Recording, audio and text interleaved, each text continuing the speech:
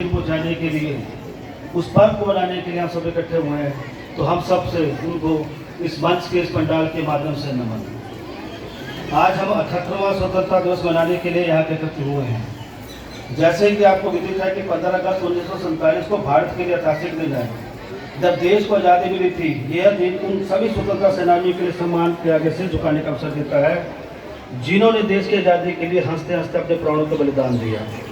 यह दिन हमें देश के प्रति कर्तव्यों को भी याद दिलाता है कि देश की एकता और अखंडता का संकल्प लेने की प्रेरणा भी देता है। आज का दिन हम सब प्रत्येक भारतवासियों के लिए खास है, जब भारत ब्रिटिश हुकूमत से आज़ादी दिलाने के लिए स्वतंत्रता सेनानियों ने अंग्रेजों से लड़ते हुए हंसते हंसते अपने प्राणों किया, बलिदान किया। अतः 15 अगस्त 1947 को का दिन भारतवासियों के भाग्य में स्वतंत्रता का नया उजाला लेके आया। आज हमें समाज के उत्थान के लिए संकल्पबद्ध होकर निरंतर प्रयास करने होंगे। अपने कर्तव्यों को ईमानदारी के साथ निभाना होगा। आइए स्वतंत्रता दिवस के शुभ अवसर पर संकल्प लें कि हम देश के प्रति जिम्मेदारी का निर्वाह करते हुए शक्तिशाली भारत का निर्माण करें।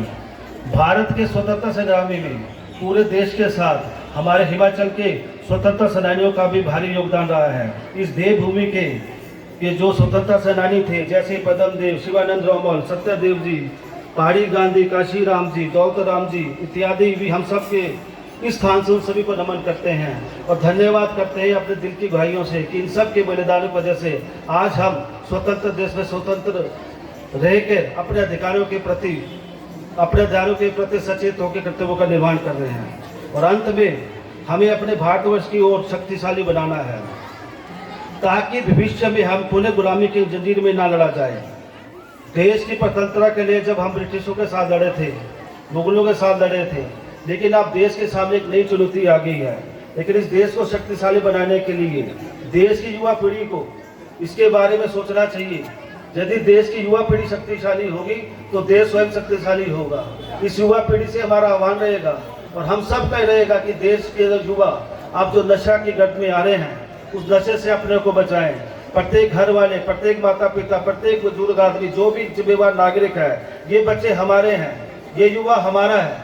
हमें इन युवा को प्रेरणा देना है और हम सब मिलकर एक आज संकल्प करना चाहिए कि भारत के युवा को शक्तिशाली बनाना है। और देश का युवा तभी शक्तिशाली होगा यदि हम सब लोग जो देश के प्रति अपने कर्तव्य का निर्वाह करते हैं, योगदान देते हैं, प्रत्येक बच्चे को अपना बच्चा समझे। यदि कोई बच्चा हमें लगता है कि गलत कर रहा है, यदि कोई युवा लगता है कि गलत कर रहा है, तो उसका हमारा हक बनता है कि हम उसे सुधारने के लिए, अपने जो शिकायत होती है उसको दूर करने के लिए उसको समझाने की कोशिश करें।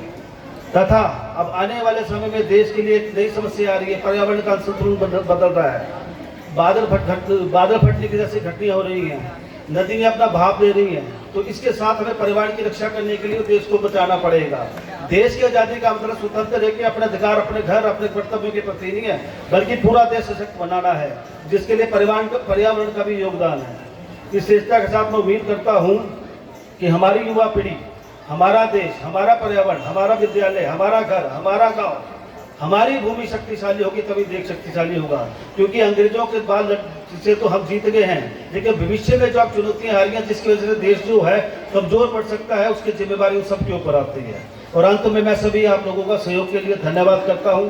प्रत्येक वन्यवासियों को, मंडल के जितने भी लोग हैं, उनको स्वतंत्रता दिवस की शुभकामनाएं देता हूँ।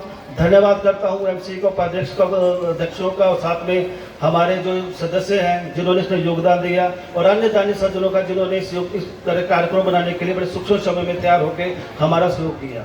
जय हिंद, जय भारत।